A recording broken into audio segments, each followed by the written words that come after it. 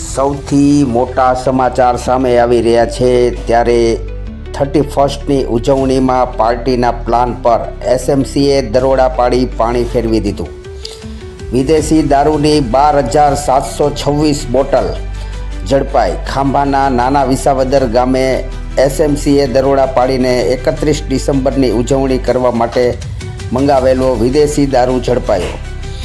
New યરની પાર્ટીએ થાય પહેલાં જ એક ટ્રક અને 3 પિકઅપ ગાડીમાંથી વિદેશી દારૂની 12,726 બોટલ ઝડપાઈ।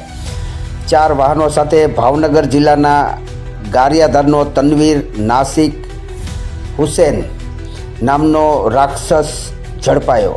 એસએમસી દ્વારા 16 શખ્સો સામે ગુનો નોંધવામાં આવ્યો। 1,04,69,000નો મુદ્દામાલ કબજે કરાયો।